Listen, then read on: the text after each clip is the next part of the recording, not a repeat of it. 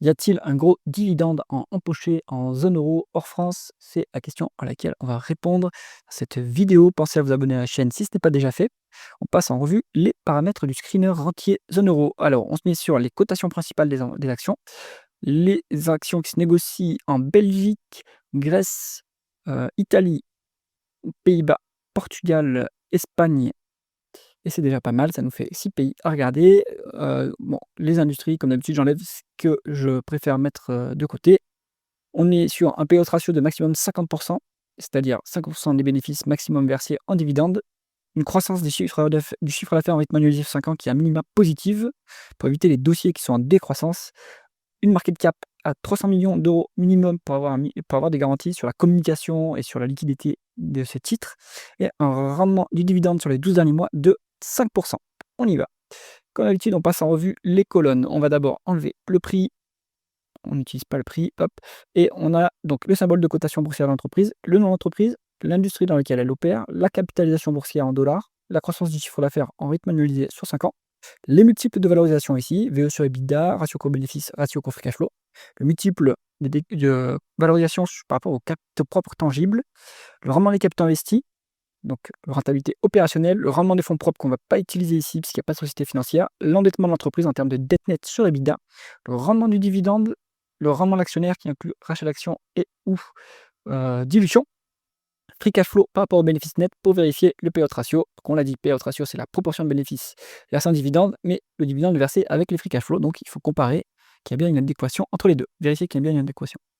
Premier dossier, c'est Mappa. Donc ça, c'est une entreprise portugaise qui est spécialisée dans la gestion des forêts et donc tout ce qui est produit du bois. On est quand même sur une grosse, une grosse mid-cap, hein, 1,6 milliard de dollars de market cap, 5 de croissance du chiffre d'affaires en rythme annualisé de 5 ans, c'est pas mal. De la décote sur les flux, hein, 4,7 en VE sur EBITDA, 6,5 en ratio coût-bénéfice, 6 en ratio coût free cash flow, donc ça c'est bien.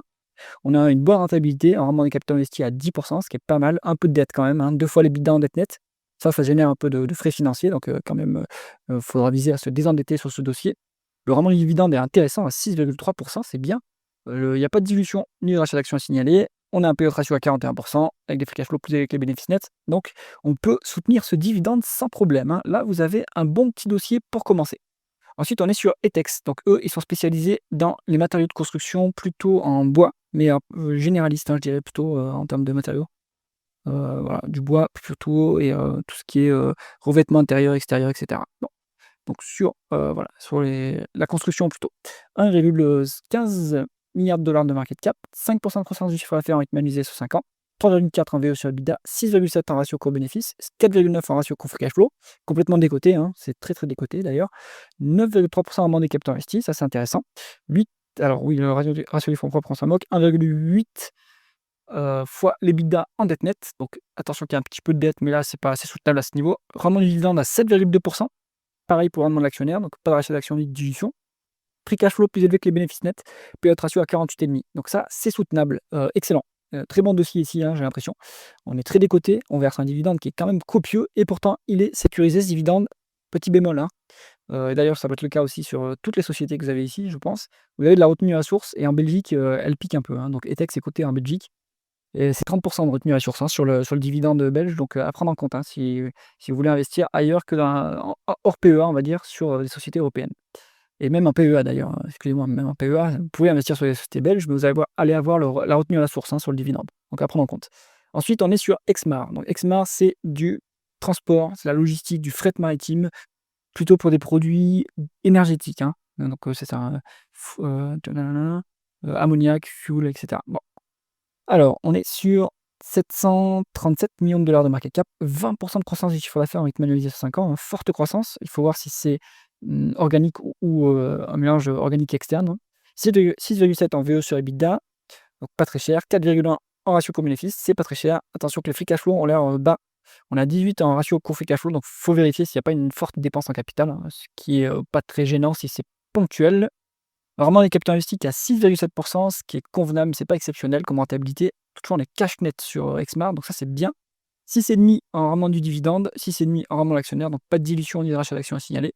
Le payout ratio il est à 27, mais en fait, tac, si on fait x4, ouais, en fait on a payé une partie du dividende à crédit. Bon, faut voir sur les années suivantes si on a des free cash flow qui remontent au niveau des bénéfices nets et dans ce cas-là, le dividende est complètement soutenable à ce niveau. Donc, bon petit dossier également Exmar. Ensuite, on est sur Auto Hélas SA. Donc eux, ils font c'est ce qu'ils mettent distribution. Non, en fait, c'est de la location de voitures, hein, dans les aéroports. C'est une société grecque. On est sur 621 millions de dollars de market cap, 12,2% rendement de croissance du chiffre d'affaires en rythme annualisé sur 5 ans, donc forte croissance. Il va y avoir le rattrapage post-pandémique, hein, qui est inclus là-dedans. 5 fois la VE sur EBITDA, donc ça c'est pas très cher. 7,1 en ratio coût-bénéfice, pas très cher non plus. Les free cash flow sont négatifs, attention, qu'il faudra vérifier pourquoi.